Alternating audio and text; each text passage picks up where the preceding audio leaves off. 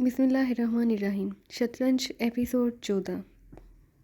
تمہارے استاد نے تو میری گردن میں ایک بہت بڑا پھندا ڈال دیا ہے۔ کیا مطلب بھیا؟ میں چمن کی بات کر رہا ہوں۔ ہاں میں سمجھ گیا، ایاز نے کہا، اور میں نے ایاز کو چمن سے گفتگو کی تفصیل بتا دی۔ ایاز کسی سوچ میں ڈوب گیا تھا، پھر اس نے گردن ہلاتے ہوئے کہا، چمن کے بارے میں آخری بات تو شاید کوئی بھی نہیں کہہ سکتا، لیکن وہ ٹھنڈی طبیعت کا آدمی ہے۔ ممکن ہے اس کے ذہن میں کوئی خاص ہی پروگرام ہو۔ میرا مطلب یہ ہے کہ اس بات کے بھی امکانات ہیں کہ اس نے امی اور فریدہ کے بارے میں کہیں سے کوئی سنگن پائی ہو اور آپ کو اسی سلسلے میں روانہ کرنا چاہتا ہو۔ حتمی طور پر اس نے آپ کو یہ بات اس لیے نہیں بتائی ہوگی کہ ممکن ہے یہ افواہ غلط ہو۔ میں اس کی فطرت کے تحت ایسا کہہ رہا ہوں، وہ اسی قسم کا آدمی ہے۔ ایاز کی بات پر میں سوچ میں ڈوب گیا۔ چمن کی بات میرے ذہن میں چکرا رہی تھی، لیکن ان سے کہیں اس بات کا اظہار نہیں ہوتا تھا کہ ایسا کوئی خیال چمن کے ذہن میں ہے۔ تاہم میں نے اسے وعدہ کر لیا، اس لیے اس وعدے کو نبھانا ضروری تھا۔ اس سے پہلے ایاز اور عظمت کے لیے کوئی بہتر بندوبست کرنا بھی ضروری تھا۔ لیڈی جہانگیر سے ملاقات کر کے اسے اس بارے میں بتایا تھا۔ ایاز اور عظمت گہری سوچ میں ڈوب گئے۔ پھر ایاز نے پرخیال انداز میں کہا، کیا یہ ممکن نہیں کہ وہ مجھے بھی آپ کے ساتھ جانے کی اجازت دے دے؟ ناممکن تو نہیں ہے ایاز، لیکن مناسب نہ ہوگا۔ کیوں بھیا؟ یہاں کے معاملات کون سنبھالے گا؟ لیڈی جہانگیر کی حفاظت بھی ضروری ہے، اور پھر ممکن ہے کسی طور امی اور فریدہ کے بارے میں کچھ معلوم ہو جائے۔ اگر یہاں کوئی نہ ہوگا تو ہاں، یہ بات تو ہے، ایاز نے کہا، اور میرے سمجھانے کسی انداز سے وہ سمجھ گیا۔ عظمت نے کوئی تبصرہ نہ کیا۔ تب میں نے عظمت سے کہا، شیخ جمال کا مسئلہ اس دوران میں حل ہو جائے گا عظمت۔ مسعود اختر کو اگر اس کے کیے کی سزا نہ ملی تو ہمارے پاس یہ حق محفوظ ہے، شیخ جمال سے حاصل کی ہوئی آدھی رقم تمہاری ہے، میں تمہارا اکاؤنٹ کھلوا دوں گا، تمہاری طرف کوئی متوجہ نہیں ہے، اس لیے تمہیں کوئی پریشانی نہ ہوگی۔ گھر والوں کی بہتری کے لیے جس طرح تم چاہو خرچ کرو، لیکن میری ایک درخواست ہے، تم میرے ساتھ ہی رہو۔ اس دنیا کو دیکھ چکے ہو، یہاں صرف دو ہی طبقے رہتے ہیں، ظالم اور مظلوم۔ جو ظالم نہیں ہوتے وہ مظلوم ہوتے ہیں۔ لوگ شرافت کو تسلیم نہیں کرتے، اس لیے مجبوری ہے، ہمیں وقت کی ضرورت کے مطابق زندہ رہنا ہوگا۔ میں چاہتا ہوں تم بس دستور لیڈی جہانگیر کے ساتھ رہو، اسی حیثیت سے رہو، اس وقت تک جب تک کوئی اور تبدیلی رونما نہ ہو۔ ٹھیک ہے، میں آپ کے حکم کی تعمیل ہوگی، لیکن ایک بات پر مجھے اعتراض ہے، میں اس رقم کا حقدار نہیں ہوں۔ پھر اس کا حقدار کون ہے عظمت؟ کیا ہوگا اس رقم کا؟ اس کا مصرف بتاؤ، میں نے پوچھا، اور پھر کافی رد و کد کے بعد وہ تیار ہو گیا۔ امجد بھائی کا فون ملا تو مجھے پتہ چلا کہ طارق لندن جا چکا ہے۔ سیٹھ جبار کی بے چینی کا بھی پتہ چلا۔ امجد بھائی نے کافی کام کیا تھا، انہوں نے بھابھی کو بھی اندر کی سنگن لینے کے لیے لگا دیا۔ پھر میں نے کچھ ہدایات دے کر فون بند کر دیا۔ ریسیور رکھنے کے بعد میں نے گہری سانس لی تو طارق اس فیلڈ سے آؤٹ ہو گیا، لندن چلا گیا۔ خیر، جائے گا کہاں؟ ایک نہ ایک دن ضرور واپس آئے گا۔ امجد بھائی کا فون دوسرے دن صبح موصول ہوا۔ انہوں نے سنسنی آمیز لہجے میں بتایا، تمہاری پیشگوئی بالکل درست نکلی منصور، رات کو ہاتھ سے خراب حالات تھے، صحیح تفصیل تو معلوم نہ ہو سکی، لیکن بیگم صاحبہ اور اینجل بری طرح سے رو رہی تھیں، اور سیٹھ جبار شدید غصے میں تھے۔ اینجل کو ایک کمرے میں قید کر دیا گیا ہے۔ اور ان لوگوں کے درمیان کیا بات ہوئی؟ یہ بات معلوم نہیں ہو سکی۔ نہیں بھائی، بہت مشکل کام تھا، بند کمرے میں یہ سارا ہنگامہ ہوا، مگر مجھے بتاؤ مسئلہ کیا تھا؟ نہیں امجد بھائی، فی الوقت نہیں، لیکن اگر آپ ضرورت محسوس کریں تو مجھے ضرور فون کریں، میں نے کہا، اور امجد بھائی نے فوراً خدا حافظ کہہ کر فون بند کر دیا۔ طارق کا کھیل فی الوقت ختم ہو گیا تھا، اب کوئی خطرہ نہیں تھا، اس لیے میں تیار ہو کر باہر نکل آیا اور نہایت اطمینان کے ساتھ لیڈی جہانگیر کے دفتر میں داخل ہو گیا۔ ان کے دروازے کا چپراسی موجود نہیں تھا، ورنہ شاید انہیں میری آمد کی اطلاع مل جاتی۔ مجھے اپنے سامنے دے کر لیڈی جہانگیر ششدر رہ گئی۔ میں نے اسے اب تک رونما ہونے والے تمام واقعات کی تفصیل بتا دی، اور جب اسے چمن کے پروگرام کے بارے میں بتایا تو وہ چونک اٹھی۔ چمن کہاں بھیجا ہے تمہیں؟ بس مجھے اسمگلنگ کا کچھ مال لے کر سفر کرنا ہے، جہاں جہاں بھی جانا ہو۔ میں نے ابھی اس بارے میں تفصیلات نہیں پوچھی۔ واپسی میں کتنا عرصہ لگ جائے گا؟ 1-1.5 ماہ۔ کیا تم یہ پروگرام ملتوی نہیں کر سکتے؟ لیڈی جہانگیر نے پوچھا۔ نہیں، میں نے وعدہ کر لیا ہے گل، میں نے کہا، اور وہ خاموش ہو گئی۔ اس کے چہرے پر تفکرات کے سائے لرزاں تھے۔ پھر اس نے تشویش سے پوچھا، اگر خدا نہ خواستہ تمہیں کوئی نقصان پہنچ جائے تو؟ نہیں گل، یقین رکھو ایسی کوئی بات نہ ہوگی۔ لیڈی جہانگیر کے چہرے پر جو خوشی نمودار ہوئی تھی وہ ختم ہو گئی۔ میرے جانے کا خیال سے وہ بہت افسردہ تھی۔ بہرحال دوپہر کا کھانا ہم نے ساتھ کھایا۔ شام کو 4 بجے میں گھر واپس آ گیا تو ایاز وہاں موجود تھا۔ اس نے بتایا کہ چمن کا فون آیا تھا، اس نے کہا ہے کہ اسے فون کر لوں۔ میں فون کی طرف بڑھ گیا، چمن فون پر مل گیا، مجھے تمہارے فون کا انتظار تھا۔ तगल्लु खान से तो मतभेड़ नहीं हुई, नहीं कोई खास बात। ग्रोह बना रहा है, जेल तोड़ी है उसने, पिछली रात सजाए मौत के चंद कैदियों को ले उड़ा है। अब उनकी परवरिश करेगा और उनसे काम लेगा। ऐसे लोग बेहतरीन साथी होते हैं। वैसे अभी तक तुम्हारी तलाश में है वो। मैं क्या कर सकता हूँ, लेकिन चमन अगर वाकई कभी हालात ख़राब हो गए तो मजबूरन मुझे भी अपना बचाव करना पड़ेगा, नतीजा कुछ भी हो। ऐसे वक्त से बचना मंसूर, ऐसा ना हो तो बेहतर है। जैसे उसकी आमद पुरस्कार है मेरे लिए, अभी तक नहीं समझ सका कि वो क्या चाहता है। ये तुम ही मालूम कर सकते हो चमन। मालूम कर लूँगा, लेकिन वो मुझसे भी बिगड़ गया है। मुझे यकीन है तुम्हारी तलाश में उसके आदमी मेरे अड्डे की निगरानी भी कर रहे होंगे। फिर मैंने तारिक से मतभेड़ के बारे में सारी तफसील बताई। बड़ी बड़ी गर्म वजह खबर सुनाई है तुमने। वैसे मेरे काम के लिए तो तैयार हो? हाँ चमन, मैं वादा कर चुका हूँ। मैं तैयारियों में मसरूफ़ हूँ। ठीक 19 तारीख को तुम्हें यहाँ से रवाना होना है। ओके, खुदा हाफिज़, चमन ने कहा और फ़ोन बंद कर दिया। दूसरे दिन अयाज ने मुझे झंझोड़ कर जगाया। वो बहुत पुरजोश नज़र आ रहा था। मैं उठ गया। ये अखबार चीफ, ये खबर पढ़ो। अयाज ने अखबार मेरे सामने कर दिया। अखबार की सुर्खी पर नज़र पड़ते ही मैं उछल पड़ा। मशहूर सनतकार शेख जमाल के जवां साल साहबजादे मसूद अख्तर कार की हादसे में हलाकत। किसी नामालूम गाड़ी ने टक्कर मारकर मसूद अख्तर की कार के परहट जोड़ा दिए। उसके बाद पूरी खबर थी जिसमें बताया गया था कि कल शाम एक सुनसान सड़क पर मसूद अख्तर कार के हादसे में हलाक हो गए। इस गाड़ी का कोई पता ना चल सका जिससे हादसा हुआ था। ख्याल है कि वो कोई भारी गाड़ी होगी, वरना इस खौफनाक हादसे के बाद उसका भी वहाँ मौजूद होना ज़रूरी था। पुलिस तफ्तीश कर रही थी। मेरे होंठों पर मुस्कुराहट फैल गई। पुलिस तो खैर क़यामत तक इस गाड़ी का पता नहीं चला सकती जिसने मसूद अख्तर की कार को टक्कर मारी थी, लेकिन हमारा फ़र्ज़ है कि हम शेख जमाल को इत्तला दे दें कि मसूद अख्तर को सेठ जब्बार ने कत्ल कर दिया है, और उसकी वजह ये थी कि मसूद अख्तर सेठ जब्बार की बेटी से इश्क करने लगा था। दिन के 11 बजे थे जब अज़मत जंगली बैल की मानद दंदनाता हुआ घुस आया। उसका चेहरा जोश मुसर्रत से सुर्ख हो रहा था। खुदा का शुक्र है कि तुम मिल गए भैया। मैं रस्ते भर सोचता आया था कि कहीं तुम निकल ना गए हो। वो हाँफता हुआ बोला। खैरियत अज़मत? खैरियत तो है, मैंने मुस्कुराहट दबा कर पूछा। मैं अज़मत की इस जोश की वजह समझता था। अखबार तो देखो। उसने अपने लिबास में छुपा हुआ अखबार निकाल कर मेरी तरफ बढ़ाया, और इसी वक्त उसकी निगाह मेरे करीब रखे हुए अखबार पर पड़ी और उसके जोश में कमी वाक़या हो गई। तो तुम देख चुकी हो वो खबर? वो एक कुर्सी पर बैठ गया। हाँ, तुम्हारे दुश्मन की कैफरी किरदार तक पहुँच जाने पर तुम्हें मुबारकबाद देता हूँ, मैंने मुस्कुराते हुए कहा। मगर अभी हम उसे माफ़ नहीं करेंगे अज़मत। अभी तो उसे कर्ब के बेशुमार मराहल से गुज़रना होगा। उसका जुर्म इतना मामूली ना था। सेठ जब्बार का और उसका मसला अभी आगे बढ़ना चाहिए। मैं और अयाज उसी के इंतज़ामात कर रहे थे। आओ मैं तुम्हें तफसील बताऊं। और मैंने अज़मत को एंजल और मसूद अख्तर की तस्वीरें दिखाईं। फिर मुख्तसर उसे तफसील बताकर बोला, सेठ जब्बार बड़ा शातिर है। शतरंज पर उसकी चालें गैर जज्बाती होती हैं। बजाय इसके कि वो मसूद अख्तर पर बराह रास्त वार करता या शेख जमाल से रब्ता कायम करके उसे किसी किस्म की धमकी देता, उसने खामोशी से रास्ते में आने वाली गंदगी साफ़ करा दी। इंसानी ज़िंदगी उसकी निगाह में कोई वक़्त नहीं रखती, और वो अपने रास्ते में आने वाले लोगों को घास कूड़े से ज़्यादा अहमियत नहीं देता। अज़मत मुतहय्यराना अंदाज में मुझे देख रहा था। फिर उसने कहा, मगर तुमने भी खूब गेम दिखाया। बड़ी गहरी चाल चली थी तुमने भैया। इसे दो घाघ चालबाज भी ना समझ सके। वक्त ने यही सिखाया है अज़मत, किसी को जहर देकर ना मारो बल्कि मीठी गोलियां देकर मारो। इसी में कामयाबी है। तुम जोशी जज्बात में शेख जमाल या उसकी बेटी को कत्ल कर देते। सबका ख्याल 100% तुम्हारी तरफ जाता क्योंकि तुम जेल से रहा हुए थे, और तुम्हारी और शेख जमाल की दुश्मनी अजहर मनुष्यम्स थी। चनाचे तुम गिरफ्तार हो जाते या बकिया ज़िंदगी एक मफरूर की हैसियत से गुजारते। अज़मत ने गर्दन झुका ली। मैंने उसकी शानी पर हाथ रखकर कहा, ज़िंदगी ऐसे ही बेपनाह मसाइल का मजमुआ है अज़मत। इससे जंग करनी होती है। खुद को इस जंग के लिए तैयार करो। इस जंग के लिए बहुत हिम्मत की ज़रूरत होती है। गुजरे हुए वक्त को भूल जाना बेहतर होगा। मैं अब ठीक हूँ मंसूर भैया, और आपकी रहनुमाई का तालिब हूँ। तुम्हारे इल्म में ला चुका हूँ अज़मत कि कुछ रोज़ के लिए मुल्क से बाहर जाऊँगा। वक्त का तयन नहीं कर सकता कि कब तक वापसी होगी। इस दौरान में तुम बदस्तूर लेडी जहांगीर के साथ रहो। वापस आने के बाद सोचेंगे कि अब क्या करना है।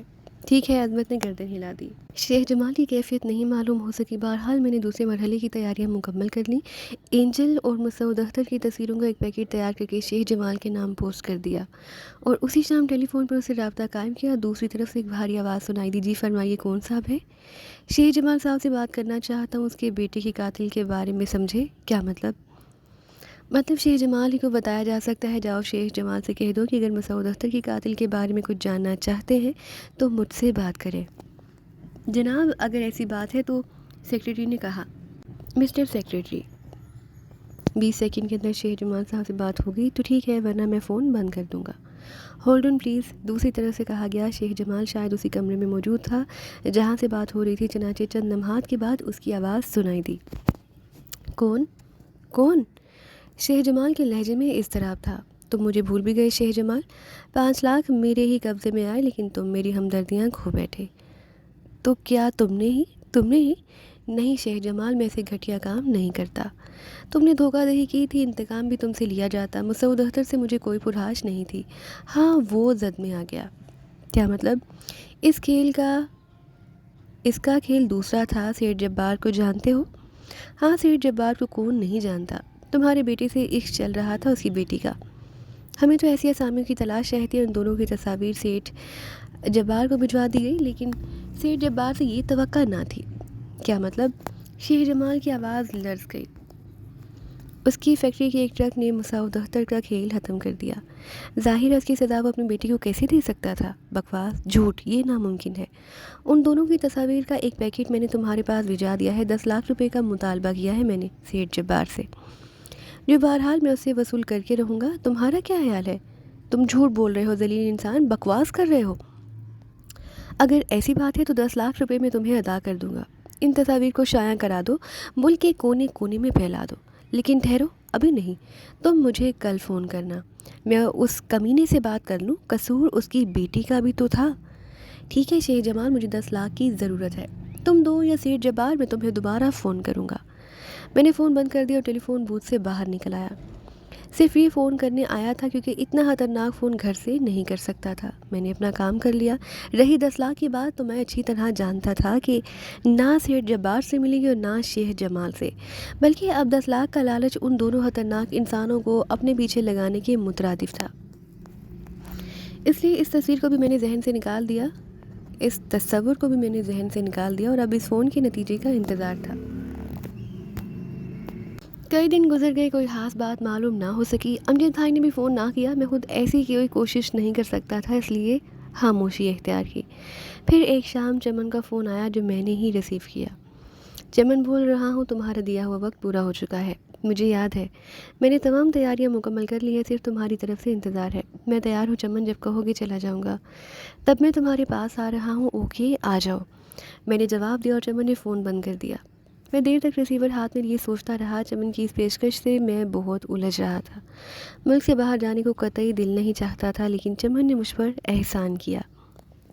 واقعی بڑے آڑے وقت میں وہ میرے کام آیا تھا۔ میری یہ آزادی اسی کی مرہون منت تھی، اور اس کے بعد اس نے مجھے جو سہولتیں فراہم کیں، انہوں نے میری زندگی میں اعتماد پیدا کیا، اس لیے میں اس کے بعد رد نہیں کر سکتا تھا۔ اس کے علاوہ خیال یہ بھی کئی بار ذہن میں آیا کہ ممکن ہے ملک سے باہر نکل کر امی اور فریدہ کے سلسلے میں کوئی کامیابی ہو جائے۔ یہاں تو میں ان کی تلاش سے مایوس ہی ہو چکا تھا۔ چمن مسکراتا ہوا اندر داخل ہوا۔ میں نے خوش دلی سے اس کا استقبال کیا۔ مجھ سے مصافحہ کرنے کے بعد وہ بیٹھ گیا۔ اور منصور، کیسے مزاج ہے؟ مصروفیات ختم ہو گئی تمہاری؟ ہاں، بس مصروفیات کیا تھیں، دل کو بہلانے کی کوششیں تھیں۔ ہر لمحے کے احساس ذہن میں رہتا ہے چمن۔ ممکن ہے کہیں سے کوئی اطلاع مل جائے، کہیں سے کوئی خط آ جائے۔ میری دلی دعائیں تمہارے ساتھ ہیں منصور، بلکہ یقین کرو میری پیشکش میں ایک نظریہ یہ بھی ہے، بس ایک موہوم سی امید ہے، ممکن ہے باہر کی دنیا میں تمہیں ان کے بارے میں کچھ معلوم ہو جائے۔ کاش ایسا ہو جائے۔ ہمت سے کام لو منصور، میں نے جو کچھ سوچا ہے بے مقصد ہی نہیں، ایک منصوبہ ہے میرے ذہن میں جس کی ابتدا کر رہا ہوں۔ ابھی تمہیں اس کی تفصیل نہیں بتاؤں گا اور براہ کرم اس پر اصرار مت کرنا۔ بہرحال صرف اتنا کہوں گا کہ یہ تمہارے مفاد میں ہے۔ یہ بتاؤ کب تک روانہ ہو سکتے ہو؟ ابھی تم پر منحصر ہے چمن، میری طرف سے تو زیادہ پرسوں۔ ٹھیک ہے، میں تیار ہوں۔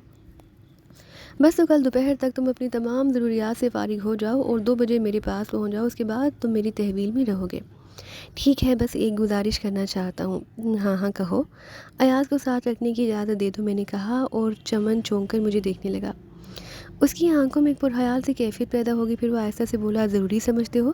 اگر تمہاری اجازت مل جائے تو مجھے خوشی ہوگی۔ ٹھیک ہے، تمہاری مرضی، مگر پھر اسے بھی ساتھ لیے آنا، اس کے بعد فرصت نہ ہوگی۔ میں کل ہی سے لوڈنگ شروع کرا دوں گا۔ میں نے گردن ہلا دی۔ چمن تھوڑی دیر بیٹھا اور اس کے بعد چلا گیا۔ میں سوچ میں گم ہو گیا، بس ایک عجیب سی اداسی ذہن پر مسلط ہو گئی۔ جو نہیں بننا چاہتا تھا وہ بن گیا تھا۔ چرس فروشی کے الزام میں جیل گیا، قاتل کہلایا، بلیک میلر بنا اور اب اسمگلر بننے جا رہا تھا۔ وقت کی یہی مانگ تھی، تقدیر میں یہی لکھا تھا۔ میں کیا کرتا؟ تقدیر نے تو مجھے بے بس کر کے رکھ دیا تھا۔ ٹھیک ہے، یہ بھی صحیح۔ میں دیر تک ہونٹ بھینچے مستقبل کے بارے میں سوچتا رہا۔ حسینہ سامنے آ گئی، آج وہ سنجیدہ تھی۔ میں اسے دیکھنے لگا، اس لڑکی کی ذمہ داری بھی تھی۔ کوئی کام صاحب جی؟ کوئی نہیں حسینہ، تجھے اپنا گھر یاد نہیں آتا؟ یاد آنے کی تو بہت سی چیزیں یاد آتی ہیں صاحب جی، پر مجبوری بھی کوئی چیز ہوتی ہے۔ وہ آہستہ سے بولی۔ حسینہ، میں باہر جا رہا ہوں، نہ جانے کتنے دن لگ جائیں۔ عظمت کو جانتی ہو نا، میں اسے ہدایات دے جاؤں گا، تو اس کے ساتھ اپنے گھر چلی جانا، وہ تیرے لیے سارا بندوبست کر دے گا۔ کیسا بندوبست؟ وہ تعجب سے بولی۔ تیری آئندہ زندگی کا بندوبست۔ اس کے بعد تجھے نوکری کرنے کی ضرورت نہیں رہے گی، تیرے بابا کو بھی کوئی پریشانی نہ رہے گی، سب ٹھیک ہو جائے گا۔ کون کرے گا صاحب جی؟ میں نے تجھ سے وعدہ کیا تھا نا۔ مگر صاحب جی، آپ اتنے سارے پیسے ہمیں کیوں دیں گے؟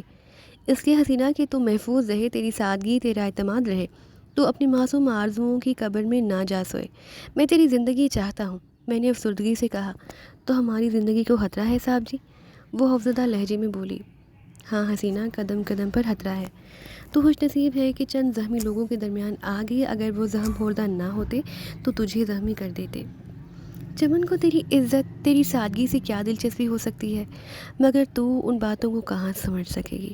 بس عظمت جس طرح تجھ سے کہے اسی طرح کرنا، بول وعدہ کرتی ہے نا؟ ٹھیک ہے صاحب جی، اس نے آہستہ سے کہا۔ عظمت آیا تو میں نے حسینہ کے سلسلے میں اسے ہدایات دی، اور عظمت نے وعدہ کر لیا کہ وہ خوش اسلوبی سے اس ذمہ داری کو نبھائے گا۔ پھر جب ایاز کو میں نے یہ خبر سنائی کہ وہ بھی میرے ساتھ جائے گا، تو وہ خوشی سے پاگل ہو گیا، دوڑ کر مجھ سے لپٹ گیا۔ ضروری تیاریوں کے بعد دوسرے دن ہم دونوں چمن کے اڈے پر پہنچ گئے۔ چمن ہمارا منتظر تھا، فوراً ہی وہاں سے اٹھ گیا اور ایک کار میں ہم دونوں کو لے کر چل پڑا۔ میں نے اس سے کوئی بات نہ کی، کار طویل فاصلہ طے کر کے شہر سے باہر نکل آئی، اور پھر وہ ایک تفریحی ساحل کے ایک ہٹ کے سامنے جا رکی۔ ہم تینوں اتر کر ہٹ میں داخل ہو گئے، جہاں 4-5 آدمی اور موجود تھے۔ ان میں سے ایک قوی ہیکل بوڑھا بھی تھا، جسے صرف عمر کے لحاظ سے بوڑھا کہا جا سکتا تھا، ورنہ وہ بہت توانا اور چاق و چوبند معلوم ہوتا تھا۔ مارٹی، اندر آ جاؤ، چمن نے تہکمانہ لہجے میں کہا، اور ایاز کو باہر رکنے کا اشارہ کر کے وہ ہٹ کے اندرونی کمرے میں داخل ہو گیا، جہاں فرنیچر پڑا ہوا تھا۔ میں اور چمن بیٹھ گئے، لیکن مارٹی مودبانہ انداز میں کھڑا رہا۔ چمن نے اسے بیٹھنے کے لیے نہیں کہا تھا۔ یہ منصور ہے، آپ سے مل کر خوشی ہوئی مسٹر منصور، مارٹی بے تاثر لہجے میں بولا۔ منصور اس دورے میں مارٹی تمہارا نائب رہے گا، یہی اس لانچ کا کیپٹن ہے، تجربے کار آدمی ہے، سمندری امور میں اپنا ثانی نہیں رکھتا، تم اس پر مکمل اعتماد کر سکتے ہو۔ ٹھیک ہے، میں نے لاپرواہی سے کہا۔ کب تک روانہ ہو سکتے ہو مارٹی؟ کل رات چیف، لوڈنگ مکمل ہونے والا ہے، ان آدمی لوگ کو بھی قبضہ میں لے لیا ہے۔ گڈ منصور، اب تفصیل سمجھ لو۔ اس سفر میں تمہیں 3 اسٹیشن کور کرنے ہیں، ادائیگی نقد ہوگی اور ساری دولت تم سنبھال کر رکھو گے۔ لانچ کا عملہ 8 افراد پر مشتمل ہے، 10 آدمی وہ ہوں گے جو اسمگل ہو کر جا رہے ہیں، مارٹی اور تم گویا کل 20 آدمی ہوں گے۔ چمن نے ایک بریف کیس نکالا اور اسے کاغذات نکال کر میرے سامنے رکھ دیے۔ دیر تک وہ مجھے تفصیلات سمجھاتا رہا، پھر بولا، اس دوران میں تم اگر کہیں رکنا چاہو تو رک سکتے ہو۔ لانچ کا محافظ مارٹی ہوگا، میرا مطلب سمجھ گئے ہوگے؟ بس اب میری ذمہ داری ختم، اب واپسی میں تم سے ملاقات ہوگی، چمن نے کہا، اور میں نے گردن ہلا دی۔ چمن مجھ سے ہاتھ ملا کر چلا گیا۔ مارٹی مجھے دیکھ کر مسکرانے لگا تھا۔ ہمارا لائق کوئی خدمت بتاؤ باس، مارٹی ہر طرح حاضر ہے۔ اس کے بعد کیا پروگرام ہے مارٹی؟ ہٹ میں آرام کرنا مانگتا، آرام کرو، پوائنٹ پر جانا مانگتا، پوائنٹ پر چلو، تھوڑا ٹائم میں کشتی آ جائے گا۔ کشتی؟ ادھر پوائنٹ پر گیا ہے، 6 آدمیوں کو چھوڑنا تھا، مگر ادھر آرام کا جگہ نہیں ہے ماسٹر، ڈیت کا ٹیلوں پر رات گزارنا پڑے گا۔ جیسا بولو۔ یہ پوائنٹ کہاں پر ہے؟ ادھر سے 4 میل دور ہے، حبیرہ، تم نام تو سنا ہوگا؟ ہاں ہاں سنا ہے، میں نے گردن ہلا دی۔ تو پھر کیا آرڈر ہے باس؟ پوائنٹ پر چلیں گے، یہاں رکنے سے فائدہ ہو سکتا ہے ماسٹر، جیسا بولو، جس چیز کا ضرورت ہو آ جائے گا۔ مارٹی آنکھ دبا کر بولا، نہیں مارٹی شکریہ۔ میں نے گہری سانس لے کر کہا، ایک بات بولے چیف، ناراض تو نہیں ہوگے؟ نہیں کہو مارٹی، مارٹی سالہ دو چیزوں کے بغیر زندہ نہیں رہ سکتا، عورت اور شراب۔ پھر یہ سالہ سمندر تو ان دو چیزوں کے بغیر چلتا ہی نہیں۔ بوس آپ اجازت دو تو ایک آدمی اور بڑھا لوں؟ پہلے کسے اجازت لیتے رہے مارٹی؟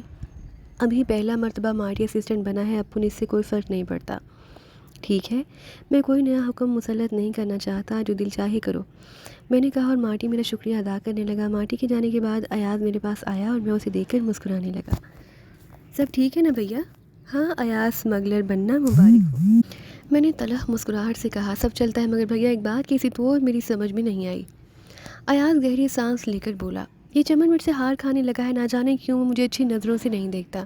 میں نے کئی بار محسوس کیا ہے، اپنے ماتحتوں کے ساتھ وہ سخت تو ہمیشہ سے ہے، لیکن ایسا بھی نہیں، مجھے تو یوں گھورتا ہے جیسے میں اس کے خلاف کوئی سازش کر رہا ہوں۔ وہ ممکن ہے صرف تمہارا خیال ہو، بظاہر تو کوئی بات نہیں ہے، اس نے تمہیں باہوشی میرے ساتھ جانے کی اجازت دے دی ہے، حالانکہ وہ منع بھی کر سکتا تھا، میں نے کہا۔ ایاز نے کوئی جواب نہ دیا۔ مارٹی چلا گیا۔ تقریباً 2 گھنٹے کے بعد کشتی آ گئی۔ مارٹی ہی اس کی اطلاع لے کر آیا تھا۔ کشتی آ گیا ہے ماسٹر، اپنا سامان سنبھال لو اور اس کے بعد چلو۔ ہم تو اب بھی یہی کہتا ہے باس کے نائٹ اور ادھر گزارو، صبح کو آرام سے چلے گا۔ چلو، میں نے بھاری لہجے میں کہا اور مارٹی نے شانے ہلا دیے۔ پھر میں اور ایاز باہر نکل آئے۔ ساحل پر ایک کشتی کھڑی تھی جو سرخ اور سفید رنگ کی تفریحی کشتی تھی۔ اس کے بادبان پر ایک مونوگرام بنا ہوا تھا جس پر TS لکھا ہوا تھا۔ کشتی پر صرف ایک ملا تھا، یوں بھی وہ چھوٹی سی تھی اور چند لوگ اس پر سفر کر سکتے تھے۔ مارٹی ہمارے ساتھ تھا۔ تھوڑی دیر کے بعد کشتی چل پڑی۔ میں اور ایاز خاموش بیٹھے ہوئے تھے۔ مارٹی کئی بار چور نگاہوں سے میرا جائزہ لے چکا تھا، نہ جانے کیا سوچ رہا تھا، بہرحال میں نے اس پر توجہ نہ دی۔ کشتی کا سفر بہت طویل تھا، حالانکہ بادبان میں بھری ہوا اسے برق رفتاری سے چلا رہی تھی، لیکن اس کے باوجود وہ تقریباً 80 منٹ تک سفر کر رہی تھی، اور پھر دور سے ایک ٹاپو نظر آنے لگا اور تھوڑی دیر کے بعد کشتی ساحل سے جا لگی۔ یہاں کئی افراد تھے جو ہمارے نزدیک آ گئے۔ انچارج، مارٹی نے میری طرف اشارہ کر کے کہا، ان لوگوں نے گردن جھکا دی۔ لانچ کہاں ہے؟ میں نے سوال کیا۔ اس طرف ہے بوس، پہلے سے موجود لوگوں میں سے ایک نے کہا، اور میں اس طرف چل پڑا۔ چھوٹے سے ٹاپو کو ریت کا جزیرہ کہا جا سکتا تھا۔ یہاں ریت کے ٹیلوں کے علاوہ کچھ نہ تھا۔ تھوڑی دیر کے بعد لانچ نظر آنے لگی۔ جہاں بھی کچھ لوگ موجود تھے وہ سب اٹھ گئے اور ہمارے پاس آ گئے، سوائے ایک پستہ قد نوجوان کے۔ وہ ریت کے ٹیلے سے پشت لگائے بیٹھا چاقو سے ایک مسواک نما لکڑی کو چھیل رہا تھا۔ اس نے پلٹ کر ہماری طرف نہ دیکھا اور بے نیازی سے اپنے کام میں مصروف رہا۔ میں نے اس پر توجہ نہ دی اور لانچ پر اتر گیا۔ کافی بڑی لانچ تھی، چھوٹا موٹا جہاز معلوم ہوتی تھی۔ پوری لانچ پر کارٹن لدے ہوئے تھے، لکڑی کی پیٹیاں کرینے سے چنی ہوئی تھیں۔ پورا مال لوڈ ہے چیف، مارٹی نے بتایا۔ تب پھر انتظار کیوں ہے؟ کل نائٹ کو سفر سٹارٹ کروں گا کیونکہ کل کا کلیئرنس ہے، آج رات گشت ہے۔ گشت؟ ہاں چیف، بس ضروری کارروائی ہوتی ہے، کل موسم صاف ہوگا، مارٹی نے ہنستے ہوئے کہا۔ ٹھیک ہے مارٹی، میں نے چاروں طرف کا جائزہ لینے کے بعد کہا، پھر اس شخص کی طرف دیکھ کر پوچھا، یہ کون ہے؟ وہ گیشی ہے چیف، لانچ انجینئر، بے مثال انجینئر ہے وہ، ہمارا ماتحتوں میں نہیں آتا، کانٹریکٹ پر کام کرتا ہے۔ اسی لائن سے سفر کرے گا؟ ہاں، انجن کی دیکھ بھال اسی کی ڈیوٹی ہے، مغرور آدمی ہے، کریک ہے، مارٹی نے کہا، اور میں دلچسپی سے اسے دیکھنے لگا۔ پھر میں نے گردن ہلاتے ہوئے کہا، ٹھیک ہے، مجھے کوئی دلچسپی نہیں۔ اوکے چیف، اجازت ہے ہم جائیں؟ میں نے گردن ہلا دی اور مارٹی ان لوگوں کو ہدایات دے کر کشتی کی طرف بڑھ گیا۔ تھوڑی دیر کے بعد اس کی کشتی واپس جا رہی تھی۔ میں نے ایاز کا ہاتھ پکڑا اور دوبارہ لانچ پر پہنچ گیا۔ ہم دونوں خاموشی سے لانچ کا جائزہ لے رہے تھے۔ یہاں کافی گرمی تھی، لیکن جو شام ہوتی جا رہی تھی موسم بہتر ہوتا جا رہا تھا۔ رات تو کافی خنک تھی، ریت کے ٹیلے ٹھنڈے ہو گئے تھے۔ رات کا کھانا ان لوگوں نے تیار کیا اور احترام سے میرے سامنے پیش کیا۔ پھر ہم ریت ہی کے ایک ٹیلے پر سونے کے لیے لیٹ گئے۔ ایاز، کافی دیر کے بعد میں نے ایاز کو پکارا تھا۔ ایاز میری طرف متوجہ ہو گیا۔ اس گیشی کے بارے میں کیا خیال ہے؟ بدمزاج آدمی معلوم ہوتا ہے، دوسرے لوگوں کے ساتھ بھی اس کا رویہ ٹھیک نہیں۔ میں چند ساتھ خاموش رہا، پھر میں نے کہا، رستے میں ٹھیک کر لیں گے، لانچ روانہ ہونے دو۔ ایاز خاموش رہا، پھر ہم سو گئے۔ جزیرے کی صبح بے حد خوشگوار تھی۔ پرندوں کے گول سمندر کی لہروں سے اٹکیلیاں کر رہے تھے۔ مشرق سے روشنی پھوٹ رہی تھی۔ دوپہر حسب معمول گرم ہوتی جا رہی تھی۔ 4 بجے ایک بڑی کشتی جزیرے پر آئی اور وہ اور اس سے وہ لوگ نیچے اتر آئے جو ملازمت کی تلاش میں نقل وطن کر کے غیر قانونی طور پر جا رہے تھے۔ پریشان حال لوگ تھے اور گھبرائے گھبرائے سے لگ رہے تھے۔ 7 بجے کشتی نے آخری چکر لگایا اور اس میں مارٹی کے ساتھ ایک لڑکی تھی جو پتلون میں ملبوس اچھی خاصی شکل و صورت کی مالک تھی۔ تمام لوگوں نے دلچسپ نگاہوں سے اسے دیکھا۔ مارٹی نے کسی کی طرف توجہ نہ دی اور لڑکی کو لانچ پر پہنچا دیا۔ کشتی واپس چلی گئی۔ کیسا گزرا باس؟ کوئی الجھن تو نہیں ہوا؟ نہیں، بس ٹھیک ہے مارٹی، کس وقت چلو گے یہاں سے؟ ٹھیک 11 مارٹی نے جواب دیا اور اس کے بعد ہم لانچ پر پہنچ گئے۔ دوسرے لوگ بھی آ گئے تھے۔ گیشی انجن روم میں داخل ہو گیا، دوسرے ملاح بھی اس کے ساتھ تھے۔ رات کو 11 بجے جب سمندر پر گہری خاموشی اور سکوت طاری تھا، لانچ کا انجن سٹارٹ ہو گیا۔ لانچ نے ساحل چھوڑ دیا۔ میں اور ایاز ایک گوشے میں کھڑے ہوئے تھے۔ ایاز بھی خاموش تھا اور میں بھی۔ تھوڑی دیر کے بعد مارٹی ہمارے پاس آ کھڑا ہوا۔ کتنے دن کے بعد چکر لگاتے ہو؟ میں نے خاموشی توڑنے کی غرض سے کہا۔ کوئی تعین نہیں ہے باس، یہ لانچ چمن کی ہے۔ ہاں چمن ہی کا ہے۔ سمندر پرسکون تھا لیکن آسمان پر بادل چھائے ہوئے تھے، ایک بھی تارا نہیں تھا۔ تقریباً 2 بجے تک ہم جاگتے رہے۔ مارٹی اجازت لے کر چلا گیا تھا۔ اس دوران کوئی خاص واقعہ پیش نہیں آیا۔ 2:30 بجے میں اور ایاز اپنی جگہ منتخب کر کے آرام کرنے کے لیے لیٹ گئے۔ یہ سفر 2 رات اور 1 دن کا تھا۔ تیسرے روز کی صبح ہمیں منزل پر پہنچنا تھا۔ سر پر کھلا آسمان تھا اور نیچے سمندر۔ ہم ایک مخدوش سفر کر رہے تھے۔ خاموشی میں خیالات کا طوفان امڑ رہا تھا، لیکن میں اس طوفان سے بچ کر سونا چاہتا تھا۔ مجھے یقین تھا کہ یہ طوفان مجھ سے نیند چھین لے گا۔ دفعتاً دھیمے سروں میں سیٹی کی آواز سنائی دی اور میں گردن اٹھا کر دیکھنے لگا۔ سیٹی کی آواز دور نہیں تھی، پھر ایک سایہ نظر آیا جو سست قدموں سے چل رہا تھا۔ میں اٹھ کر بیٹھ گیا۔ سیٹی کی آواز رک گئی۔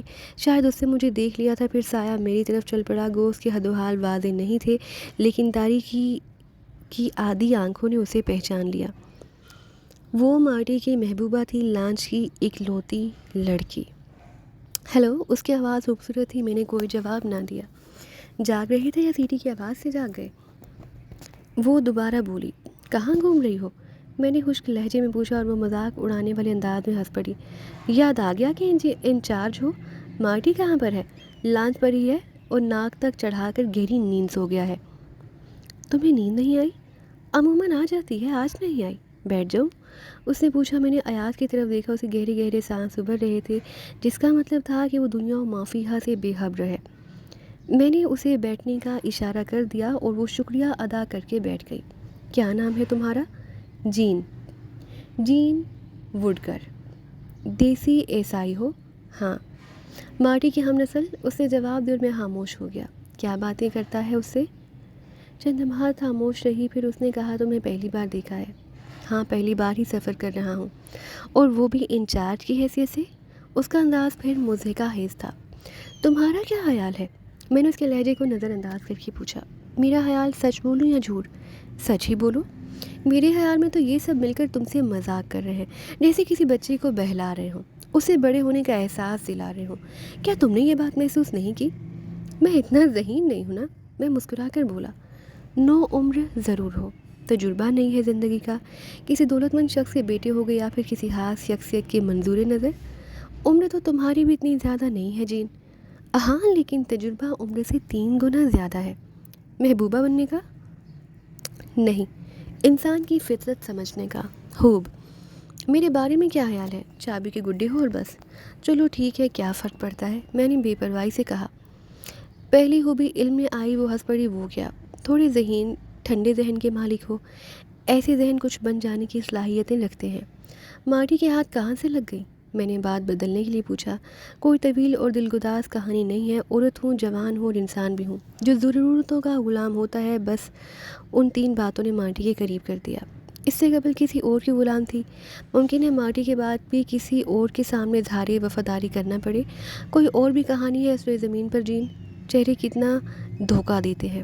ہم کسی کو پسند کرتے ہیں، کسی سے نفرت کرتے ہیں، ہمیں اس کے باطن کا کوئی پتہ نہیں ہوتا۔ ہر ہنستے مسکراتے چہرے کے پیچھے ایک کہانی چھپی ہوتی ہے، ایک دردناک کہانی۔ یہ دنیا ہے، اسے ہی دنیا کہتے ہیں۔ تعجب ہے، سخت تعجب ہے۔